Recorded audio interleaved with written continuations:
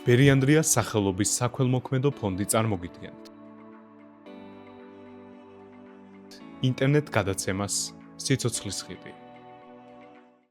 გამარჯობა, დღეს ოთხშაბათია და ჩვენ ისევ ბედნიერი სახლიდან მოგესალმებით. დღეს ჩვენი სტუმარია GGRC არის ესეთი ქართულ-გერმანული რეპროდუქციული კლინიკა და მისი დამფუძნებელი ნინო მუსერიძე. გარდა ამ კლინიკისა, მას აქვს ფონდი და ამ ფონდს არაერთი წყვილი გაუბედნიერებია შვილებით, მოდი ასე ვიტყვი. მადლობა პირველ რიგში, რომ დღეს ხარ ჩვენთან ერთად. დიდი მადლობა მოწვევისთვის და მიხარია, რომ თქვენთან ერთად ვარ. ძალიან მიყვარს ეს სახლი. არა მარტო უყვარს ამ სახლში ჩვენმა მაყურებელმა იცის რომ ბევრი კომპანიის ოთახი არსებობს და ერთ-ერთი ოთახი სწორედ GGRC-ს აქვს ამ ბედნიერ სახლში. მაგრამ დღეს ამ ოთახზე კი არ ვისაუბრებთ კონკრეტულად ბიზნესის პასუხისგებლობაზე, ვისაუბრებთ გარდა ამისა ფონდზეც ვისაუბრებთ და კიდევ გადარჩენილ და გაბედნიერებულ ბევრ წყვილზეც ალბათ.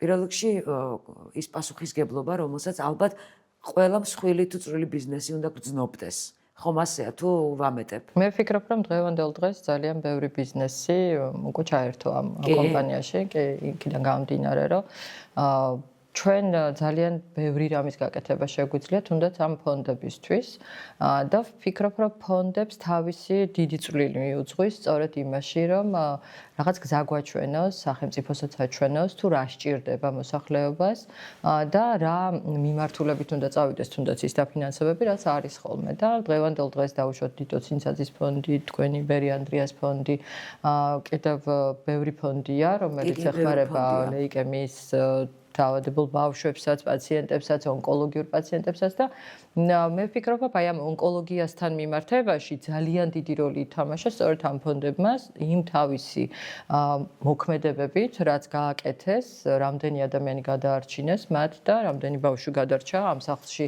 ჯერ მარტო, რა ვიცი, ჩვენს ოთახშიც რამდენიმე გამოჯანმრთელებული ბავშვია და შესაბამისად ჩვენთვის ეს ძალიან მნიშვნელოვანია და ვფიქრობ, რომ დღევანდელ დღეს რომ ონკოლოგია აღარ არის ისეთი განაჩენი თოფიძეან გავარდნილი სიტყვა აღარ არის. ლეიკემიანი ბავშვები გადანერგვა, რასაც ამჟამად ვსაუბრობთ, ეს ყველაფერი დღევანდელ დღეს დაფინანსებულია, ასე თუ ისე, ხო? მე ვფიქრობ 80%-ით, ალბათ 100%-ით ვერა, იმიტომ რომ ძალიან ბევრი რამ არის კიდევ, რომელიც რთულია და აი დღეს იმუნოთერაპია შემოვიდა ძალიან ძვირად მიღებულია და ვითარდება კი და იცით რა ჩვენც რო გვეგონა რომ ალბათ 3-4 წლის წინ მე მეგონა რომ ყველა ემბრიონს გენეტიკურად ვერ გამოვიკვლევდი, იმიტომ რომ იმდენად კოლოსალური თანხა იყო, რომ ვერ შეძლებდნენ. დღევანდელ დღეს ჩემი პაციენტების 98% ამ კვლევით არის და ქართული პაციენტი ამ კვლევას იკეთებს და მე ძალიან ბედნიერი ვარ, რომ შემიძლია დაუშვათ ყველა ჯანმრთელი თაობა დაუშვათ გავაჩინოთ და ეს ძალიან მნიშვნელოვანია მედიცინაში. ყველაფერი რაც ახალი შემოდის, რა თქმა უნდა ძალიან ძვირია და რა თქმა უნდა ძალიან დიდ ხარჯებთან არის დაკავშირებული და ძალიან ხშირად მესმის ხოლმე რომ აი მედიცინა ძალიან ძვირად ღირებული ბიზნესია ნამდვილად. დღევანდელ დღეს თუ რამე ხდება სოფლიოში სიახლე და მედიცინაში ეს ხდება, წარმოიდგინეთ ადამიანის სიცოცხლის გარდა ეხება ყველა მის, რა ვიცი, ყველა ეტაპს, პრევენციული მედიცინა ესეც განვითარდა. მე პირიქით, მე ვამბობ, რომ მე ბედნიერი პაციენტი მყავს თქო და დედა-თინათინი ალბათ, რა ვიცი, რომ მოვდივარ ამ სახლში, სულ მეტირება ხოლმე, როგორ შეგიძლიათ მეთქი, ვამბობ, იმიტომ რომ ნახეთ, მე სიცოცხლისთვის ვიბრძვი, ანუ მე მყავს ბედნიერი პაციენტი, რომელიც აბსოლუტურად ჯანმრთელია, ის არ იბრძვის სიცოცხლისთვის. არის პაციენტების ყავთ, რომელსაც უყინავთ თქვენ. ნამდვილად, მაგრამ აი უფრო მეტი პაციენტი მაინც მოდის წყვილი, რომელსაც მხოლოდ შვილი უნდა. აი ფონდებთან დაკავშირებით მე ვფიქრობ, რომ ის ფონდები, რომლებიც ონკოლოგიას ებრძვიან და ასე შემდეგ, მათთვის უფრო კიდევ როგორ გითხრათ, რთულიც არის, მაგრამ უფრო ბიზნესი მათ გვერდზე უფრო დგას. ჩემს გვერდზე მე პრაქტიკულად ეს ფონდი როცა დავიწყე, დიტო ცინცაძის ფონდის ესე ვთქვათ თან შემქონდა შეხება და აქედან დავიწყე ფონდზე საუბარი, იმიტომ რომ ძალიან მინდოდა რაღაცით დავხმარებოდით და ფონდი უფრო ადრე შეიქმნა ვიდრე GGRC. ასე რომ ჯერ ფონდი შეიქმნა და მერე კლინიკა? მერე კლინიკა შეიქმნა. იქიდან გამომდინარე ძალიან მინდოდა რომ აი ეს პაციენტები ვისაც დავუშვათ შესაძლებლობა არ ქონდა რაღაცით მაინც გვენ უგეშებინა და ეს დავიწყეთ ჯერ კიდევ მარდალეიშვილის სამედიცინო ცენტრში მუშაობდი მაშინ და იქ ონკოლოგიასთან მქონდა უკვე შეხება და დავინახე რამდენ პაციენტს ჭირდება ის რომ მათთვის თუნდაც ის ბიოლოგიური მასალის გაყინვა და იცით რა, როდესაც სახელმწიფოა ჩართული ამაში ყველაფერში რაღაც გაიდლაინი არსებობს და აუცილებლად დავუშვათ სახელმწიფო გავალდებულებს, რომ ეს ექიმი იქ არ გაუშვებს, იქიდან გამომდინარე, რომ აუცილებლად ჯერ უნდა გაიყინოს კვერცხუჯრედი, დავუშვათ ან გაიყინოს ბიოლოგია და მერე დაიწყოს კურნალობა. როდესაც ეს გაიდლაინი არ არსებობს და ექიმს თავისუფალი აქვს არჩევანი, კი გააკეთოს თუ არა, მე მესმის აბსოლუტურად იმ ონკოლოგების, ვინც იბრძვის ადამიანის სიცოცხლისთვის, რომ იმაზე არ ფიქრობენ, რომ ხვალ დავუშვათ რა პრობლემა და გზა სხვა არის უბრალოდ. უნდა გადავრჩეთ, უნდა გადარჩეს და სიცოცხლე უნდა შეუნარჩუნოთ. მაგრამ როდესაც დავუშვათ გაიდლაინია, იქ უკვე გავალდებულებს სად მიდიხარ რა ნაბიჯებს აკეთებ. როდესაც ეს არ არის თავისუფალი ხარ, რთულია. პაციენტისთვისაც რთულია, იცით, როცა ესაუბრები, რომ შენ უნდა გადარჩე და შენ მომავალ სიცოცხლეზე ესაუბრები, ეს კარგია, რაღაც იმედის მომცემია, მაგრამ უნდა ალბათ ეგ საჭიროა რა, რომ ნამდვილად ჩვენებ ახლიდან. კი, მაგრამ ძალიან ბევრი თუ ეს არ მოხდა, როგორ გითხრათ, უფრო შეგიძლიათ უფრო უთხრათ, რომ ეს საჭიროა და დაგჭირდება, იმიტომ რომ თუ ეტყვით, რომ აი შეგიძლია ეს გააკეთო, შეიძლება პაციენტმა ეს არ გადაწყვეტილება არ მიიღოს, იმიტომ რომ მისთვისაც ძალიან მეხის დამცემია, როცა შენ გეუბნებიან, რომ შენ გაქვთ ონკოლოგიური დაავადება, მე წარმომიდგენია, ანუ რა ბრძოლას გადის ეს ადამიანი საკუთარ თავთან, ხო? მე მესმის აბსოლუტურად მათიც, იქიდან გამომდინარე, მეც მეგონა ერთხელ რომ ონკოლოგია მქონდა და ანუ ის ბრძოლა რომ დამჭირდა, რომ კი თუ არა, დავუშვათ რაღაც გავაკეთებდი ამ შემთხვევაში, ძალიან თუ არ გამოგიცდია, ამას ვერ მიხვდები ნამდვილად. აქედან გამომდინარე, რეალობა არის ის, რომ თუ არ, აი, ბევრმა მითხრა, ვისაც არ აქვს გაყინული დღევანდელ დღეს და ვისაც დავუშვათ, ქონდა უკვე დონაციის პროგრამით, ან რაღაცა პროგრამა დასჭირდა იმისთვის, რომ მას შვილი ყოლოდა, თქვა, რომ იცით, მე მითხრეს, იმიტომ რომ ისინი უცხოეთში იყვნენ სხვათა შორის, მაგრამ არ ჩავთვალე, რომ ეს მნიშვნელოვანი იყო. და რო დაეძალებინათ, ანუ დაევალდებულებინათ, რომ კი წადი და უნდა გააკეთოს. ანუ კანონით თუ გაიდლაინით თუ ავალდებულებ, მერე ეს ძალიან დიდ შედეგს დებს, იმიტომ რომ როდესაც შენ ეჯახები იმას, რომ აღარ მაქვს და შემეძლო მქონოდა, აი მერე ეს რთულია. თუმცა ვფიქრობ, რომ აი ფონდები აი ამ საქმესაც აკეთებენ. გარდა იმისა, რომ ადამიანის ჯანმრთელობის პრობლემის მოგვარებაში ეხმარებიან, ჩვენ ცნობიერებაზეც მუშაობენ და ჩვენ თქვენთან ერთად ბევრი რამ ვისწავლეთ. შესაძლებელია მე კონკრეტული საჭიროება არ მქონდეს, მაგრამ ინფორმაცია რომ აქვს, თქვათ, იგივე ბავშვი როგორ გადის კურნალობას, იგივე ქალმა რა უნდა ქნას, ეს საბოლოოდ ისევ წაადგება ალბათ ფონდებს და ბავშვებს ან დიდებს. როგორ გაჩნდა თქვენი ოთახი აქ? ანუ თქვენ დაუძახეთ მათ რომ მოსულიყო თუ ეს GGRC-ის პირადი სურვილი იყო? მე ნინო გავიცანი მარდალეიშვილის ანუ ჯერ კიდევ ფონდის არსებობისას მუშაობდა მაშინ ჩვენ ესეთი კომპანიები ხო მონაწილეობენ ჩვენს ღონისძიებებში და მარდალეიშვილის კლინიკა მონაწილეობდა და ერთ-ერთი როგორც თანამშრომელი მონაწილე ამ ჩვენი ღონისძიების იყო და მაშინაც ნუ ძალიან ნათელი ადამიანია ისედაც და მაშინაც ხო ენერგიულად რაღაც ძალიან დამამახსოვრდა იმიტომ რომ მაშინაც სულ თვალები ცრემლიანი ქონდა და ნუ მითხრა მელაპარაკა აი ძალიან ისე ბევრი კითხვა დამისვა რაც ძალიან გამიკვირდა ბოულინგი ქონდა ესეთი და ძალიან ბევრი დრო დამითმო და დამამახსოვრდა აქედან. შემდეგ უკვე როდესაც აი თავისი კლინიკა რაღაც ისე განვითარდა და ეს მეგობრობა ისეთი ქონდა ხშირი შეხება არა, მაგრამ ნუ ვიცოდი. და მე უკვე ჩვენს ღონისძიებებზე თვითონ აი თავისი GGRC-ის სახელით მონაწილეობდნენ ჩვენ სხვადასხვა ღონისძიებებზე და როდესაც ერთ-ერთ ღონისძიებაზე იყო ეს მიმართვა რომ ჩვენ გვინდოდა თითო ოთახი რომელიმე კომპანიას გაკეთა, იმ ღონისძიებაზეც იყო რა თქმა უნდა და მაშინათვე მოაწერა ხელი რომ ერთ-ერთი საძინებელი იქნებოდა მისი სახელობის და ძალიან ისეთი ძალიან საყვარელი და ჩვენ ხო არ ვერეოდით არც დიზაინში და არაფერში სრულიად თავისუფალი იყო კლინიკები, არა მარტო კლინიკები, ყველა კომპანია და თვითონ მოვიდა და ისე კარგად მახსოვს აზავებდა საღებას თვითონ და ეს ჩემი ძალიან საყვარელი ორი ღებავები, სპეციალისტები, რომლებიც ძალიან დაბეჯითებით ასრულებდა. ანუ პრარაბი იყო იმ დღეს ისეთი ხო? კი, ნინო და მე ოღონდ გამოართვა ერთი წუთი მომეციო და დაუწყო თვითონ გაზავებ. აი სანამ ის ფერი არ დააჯინა თვითონ რაც მოეწონა, იმათ არენდო და არანდო. ეს უკვე ხასიათია და ეს მის ხასიათი ალბათ თავის საქმეში ძალიან კარგად ჩანს, იმიტომ რომ ამდენი ბედნიერი თვალი რაც ნინოს გარშემო მყავს წყვილები ნანახი, შესაძლებელია სხვა კლიკაში არის, მაგრამ მე ნანახი არ მყავს. ერთ-ერთი ჩემი დეიდაშვილი. მართლა?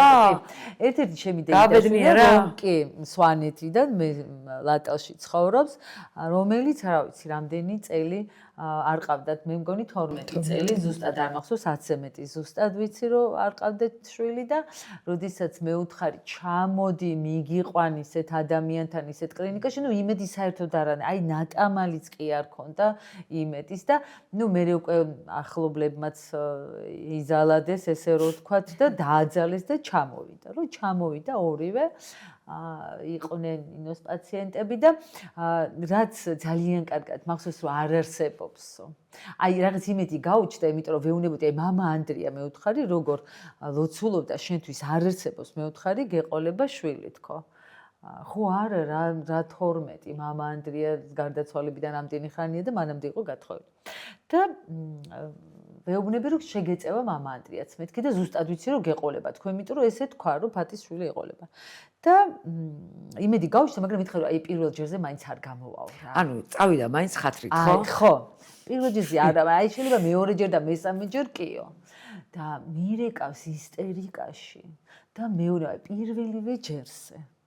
ამხელა ის არის და დღეს უკვე ისეთი საოცარი ბიჭი გყავს და ძალიან დიდი მადლობა ამისთვის. პირიქით, მადლობა თქვენდობისთვის. და მთელი გუნდის პროფესიონალიზმი და აი ნდობაც კიდე სხვა რამე არის. ადამიანი რომელიც ზრუნავს იმაზე, რომ ეს წყვილები გააბედნიეროს, ხო, ვისაც შესაძლებლობა არ აქვს და ფონდი შექმნა ადამიანმა. და რამდენი ჩემი ხელით მაქვს ამოღებული? არა. და კიდე რასაკეთებს ხომ იცი ხშირად? ხო, ყველას ვთქვათ ხო არის გათამაშება და რაღაცა კონკრეტული ადამიანი უნდა დასაჩუქდეს. უცებ კიდე საიდანღაც მოიყვანს ხოლმე, რომ აი ესეც მინდა რომ გავაბედნიერო. ის პედაგოგი ხალი. ის პედაგოგი ხალი. გაჩინა შვილი უკვე ყავს, 1 წლის შვილი ყავს. რა მაგარია. ესე იგი, ყველა ვინც ამოვიღეთ იმეთის ეთერში, აბსოლუტურად ყველას ბავშვი ყავს და ის ქალბატონი, რომელსაც ჩვენ ვაჩუქეთ, იმიტომ რომ ყველაზე რთული იყო, მე მგონი 10 ტრანსფერი ქონდა, ივანაც უკვე გააჩინა, გაბრიელი ყავს შვილი და რა ვიცი, აი ძალიან ბედნიერი ვარ იმით, რომ შესაძლებლობა გვაქვს, როგორც ბიზნესს. ახლა იმ დღეს რაღაც პოდკასტიდან ვთქვი, რომ არცოდეს ფულს არ ვიღებ მეთქი, მაგრამ მე ხო არ ვამბობ, რომ ექიმი უნდა იყოს უფასო მომსახურება. მე ვამბობ, სოციალური ვალდებულება არის. ჩემთან არც ერთი ექიმი, არც ერთი ახალგაზრდა ექიმი უფასოდ არ მუშაობს იმ პროგრამებში, რომელიც ჩვენ გვაქვს, ხო? ისინი პირიქით, ექიმი ბედნიერი უნდა დახვდეს იმით, რომ მას ყველაფერი აქვს იმისთვის, რომ შენ მოგემსახუროს და შესაბამისად კი რა თქმა უნდა, ანუ აუცილებელია ეს ყველაფერი და ის რაც სოციალური პროექტებიც მაგალითად გვაქვს ჩვენ GGR-ში. ყოველი შაბათი მაგალითად 45+ ქალბატონებისთვის არის რომლებსაც შეუძლიათ დაახლოებით 1000 ლარიანი პაკეტი, ასე ვთქვათ, შეიძინონ რაღაც 80 ლარი ღირს იმისთვის, რომ არ შეიძლება ყველაფერი უფასო იყოსო. შესაბამისად, ამ ქალბატონებს შეუძლია მოვიდეს და ჩაიტაროს ნებისმიერ. ეს პროექტის დიდი ხანია, ხომ გააქვს შაბათის, კი? ჟურნალისტებით, მე მოვედი მასწავლებლებთან. მე ვიფიქრე, რომ ყველა 45 წლის პლუს ქალბატონისთვის გადააშავეს სხვა პროფესიებმა, ხო?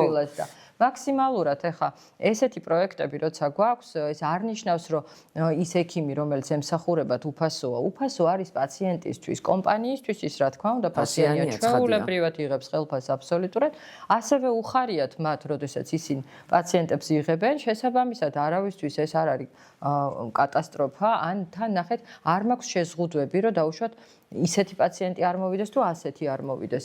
მაქსიმალურად თუნდაც აი, როდესაც რაღაც პროგრამაა ყოველთვის მედიცინაში, რაღაც შეზღუდვა გაქვს, იმიტომ რომ იმის იქით არ შეგიძლია რაღაცის დანიშნვა, ამისი, ხო? ჩვენ არ გვაქვს შეზღუდვა, ეს არის სოციალური პასუხისმგებლობა, შესაბამისად ვამბობთ კომპანია, რომ თავარი არის ჩვენთვის მივიღოთ შვილი. ანუ შედეგზე გავიდეთ, შედეგზე ორიენტირებული იყოს, შესაბამისად ამ ექიმს იმის პრობლემაც არ აქვს, რომ თუ მას ძალიან ბევრი პრეპარატი სჭირდება დაუშვათ, რომ დანიშნოს, ნიშნავს, ოღონდ თავარია მისთვის იყოს საჭირო, რაც დანიშნულება, ამიტომაც აი ის პირველ ჯერზე, ეს ვეუბნები ხოლმე პაციენტებს სულ ამბობენ, რომ ინვიტროში, ანუ პირველ ჯერზე არ უნდა გამოვიდოს. პირიქით, ჩვენთვის ყველაზე მთავარია თქვენ ვეუბნები. მთავარია თქვენ რომ მოდიხართ პირველივე ჯერზე წახვიდეთ სამშობიაროში. ეგეც მესმის სტერეოტიპული აზროვნება, რომ ინვიტრო პირველი არ გამოდის. ხო, არ არის. ამასაც უნდა გავცდეთ. და აი ბოლოს ახლა ვიდრე დრო გაგვიქცა. აი პერსონალურად ნინოსთვის რას ნიშნავს, როდესაც აი აქ ამარა ჩვეულებრივ სახში არსებობს შენი კომპანიის ოთახი ის რომ გაქვს შენი საკუთარი ფონდი ის რომ ბევრი ადამიანია უსაზღვროდ მადლიერი შენი არსებობით და მერე შენი საქმით. ეს პირველ რიგში რას გაძლევს? ხო, ჩემთვის უდიდესი ჯერთ პასუხისმგებლობა არის და ძალიან დიდი ბედნიერება. ხო, არის ძალიან დიდი ბედნიერება. ეს მაბედნიერებს უზომოთ. მე მესმის დედათინათინის წარმომიდგენია, რომ როდესაც ბავშვებთან გაქვს კიდევ ურთიერთობა, ну ეს რაღაც სასწაულია და თან ან ჩემთვის ძალიან რა ვიცი, დიდი ბედნიერებაა, რომ საერთოდ ამ ფონდებთან მეგობრობ. იმიტომ რომ ანუ რო შემეძლოს, ყველა ფონდთან მიმეგობრებდი ნამდვილად, უბრალოდ ამდენი შესაძლებლობაც უნდა გქონდეს ხოლმე. ხშირად მე ჩემ ფონდი როცა ჩამოვყალიბე, მართლა კრედიტი ავიღე იმისთვის, რომ პირველად დაფინანსება მიმეცა და ანუ ძალიან დიდი ბედნიერება ვიგრძენი ამით და საბოლოო ჯამში, ანუ დღევანდელ დღეს მაგალითად, ქალბატონი რომელიც პირველად ანუ გაჩარიცხა თანხები, ანუ ერთ-ერთი ქალბატონი იყო, სხვა შორის თქვენთან მე მგონი ერთ-ერთ ეთერში ვისაუბრეთ მასზე, 50 ლარს ირიცხავდა ყოველ კი, ვიცი ეგ ისტორია. და მას უკვე ყავს შვილი ჩვენ ანუ სხვისთვის რიცხავდა. სხვისთვის რომ მე და მე რატო რიცხავთ მეთქი ვიკითხე უბრალოდ იცით რატო აი 1798 ბავშვია მე მგონი დაბადებული უკვე რა მინდა გითხრათ რომ აი მხოლოდ 10%-ია ვინც დაუშვათ ფონდში მე რიცხავს ხოლმე თანხას მეტი არა ჩვენთვის ხო ანუ მნიშვნელოვანი არ არის ახლა დაუშვათ გაახსენდება თუ არა მადლიერებას ყველა გამოხატავს აბსოლუტურად და ეს ძალიან დიდი რამ არის და თუნდაც ის რომ ეთერში მოდიან თუნდაც ის რომ ამაზე ვსაუბრობთ ხო თქვენ ხომ გესმით რომ ეს ადამიანები მადლიერების გზნობით მოდიან იმიტომ არა რომ ბედნიერების განსაუბრო ხო ამაზე რომ ვსაუბრობთ ესეც ძალიან მნიშვნელოვანია თუნდაც თქვენ რომ საუბრობთ ის ფონდები რომ საუბრობენ ის გადარჩენილი ბავშვები რთულია მათთვისაც მე ყავდა აქ რა ძალიან მშობლებისთვისაც რთულია კი ძალიან და ანუ ის თავიდან გადაგაქვს რაღაც ეს მაგრამ აი ძალიან ბევრი მშობელი არის რომელიც მოდის სპეციალურად რომ გაიგონ რომ რა გავია რომ ეს დაუშვათ შეიძლება შენთვის აღარ იყოს პრობლემა და შენ გაითავისო. ძალიან ბევრი რამ იწერება სოციალურ ქსელში და ძალიან ბევრი რაღაცა გვტკივა მე ხო შესაბამისად და ძალიან რთულია ამ ყველაფრის კეთება. მე ეჭვი არ მეპარება დედათინათინსაც ქონია ესეთი რაღაცა, იმიტომ რომ ჩემთვის აღმოჩენა ბევრი რამ არის, რომელიც ძალიან გეტკინება და შეიძლება იფიქრო, რომ იქნებ რა საჭიროა. მაგრამ მე ვფიქრობ, რომ ის ერთი ადამიანი, რომელიც მოვა და ну ისეთ წერილი მომივა ხოლმე დილაობით რომ სუბტირი ვარ ხოლმე რა გატირებს უპეუბნებია მართლა ძალიან ბედნიერი ვარ ამით და ანუ ჩემთვის უდიდესი რამ არის რომ შემიძლია დახმარება დაუშვათ თუნდაც ერთ ადამიანზე მაინც გავიღო და იმ ადამიანს რაღაც ბედნიერება მოუტანო და რა ვიცი მე ვფიქრობ რომ ყველა ადამიანმა ასეთი სოციალური პასუხისმგებლობა საკუთარ თავზე რო აიღოს მინიმალურია ალბათ არც არაფერი არ იქნება რომ ხო მაგრამ დროსთან ერთად ხომ შეიცვალა მიდგომა, ხო მასშტაბი უფრო დიდია ვთქვათ იმ დახმარების რაც არის ვიდრე იყო. კი, ნამდვილად აი ძალიან უმადური უნდა იყო რომ ეს არ დაინახო და ღმერთმა შეემიტოს უდიდესი მადლობა ყველა იმ კომპანიას, ორგანიზაციას, ადამიანს, ვინც მრავლდებიან ხო ეს კომპანიები? ნამდვილად მრავლდებიან, იმიტომ რომ აი ნახეთ, ჩვენც ხო ვიზრდება, აბა როგორ გავიზრდებოდ, როგორ შევძლებდი ამდენ რამეს. აი ხო ვამბობდი რომ როდესაც დავიწყეთ ძალიან ჭირდა და მაშინ ეს რაღაცა ტკბილეულს და რამეს რომ მიუტანდი ისე მიხარო და არ ვიცი. ამ ტკბილეულობიდან გადავედი რომ სახლი დავიქირავეთ, იჯარით ავიღეთ და იმ იჯირას ვიხდიდით 8 წელი იმ სახლში ვცხოვრობდი და არ იყო ცოტა. $1800 აი პირდაპირ მიდიოდა იმ ოჯახის მე პატრონესთან, ხო? ეს ამხელათან ხა. მე აქედან კიდე გავიზარდეთ რომ ეს სახლი აბაშენეთ და უკვე აქ ვართ. აბა ეს იმას ნიშნავს, ზუსტად მიბმული არის ადამიანებზე, საზოგადოებაზე და კომპანიებზე.